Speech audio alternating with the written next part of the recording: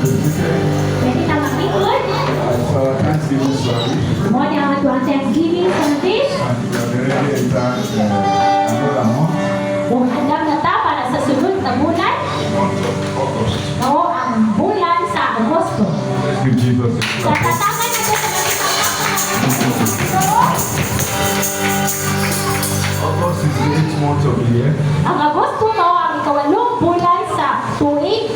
and 8 is the number of new beginning. Kung ang walo mao ang numero sa bagong pagsugod. Can we say it together? At tuntungan ay pagsulti, August ang Agosto is the 8th month mao ang ikawalong bulan of the year, sa tuig. and 8 Kung ang walo is the number mao ang numero of new beginning. sa bagong pagsugod. So there will be new things in our lives, Amen. Ay mga bagong punta sa itong kinabuhi. new testimonies in my life, Amen. Bagong testimony sa ako ang kinabuhi. new breakthrough in my family, Bagong pagawasan sa ako ang pamilya. new joy, new peace in all my household, Bagong katipay, bagong katinaw sa tibok na akong panimalan. new testimonies. Bagong kalauman. God will give me a new song Ang Ginoo maghanda ka na akong bagong alaw ito. in the mighty name of Sa Jesus. dakong ngalan ni Jesus. So for those that also want or expect new things from God, So katong nag-expectar ang mga bagong butang. this is a month to be expectant. So mauni ang bulan nga mag-expecta diha sa Ginoo. Why?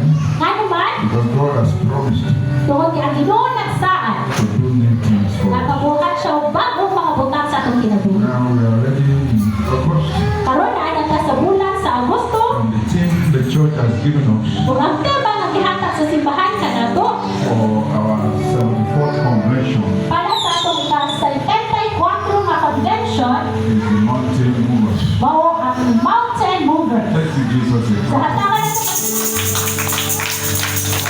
Let's keep checking for the one from the convention. Mountain movers. Amen. Mountain Mover. That is the theme for the convention. Mao na siya ang tema sa convention. The ministers' conference has started some days ago, Kung nagsugod na ang Ministers' Conference, and the first mountain ug ang unang bukod that the Lord laid upon the heart of our Father in the Lord na butang sa kasimpasin sa itong amahan diya sa is the Ginoo, mountain of sorrow. mao ang bungtod sa kagun-anan. Someone say sorrow. Kagun-anan. Say we should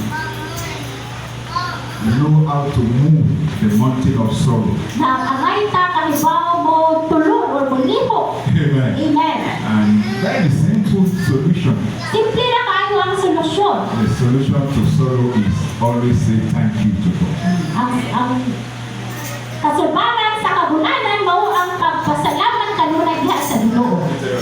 Sabang kung sulti si mong tapan. Say your neighbor. Sabang kung sulti si The mong tapan. solution to sorrow Ang solusyon, kasubaran sa kagun-anan. is thankful. Mauna rin ang papasalamaton diha sa Ginoo. What is sorrow? Hindi sa kailangan kagun-anan, A sudden feeling of inadequacy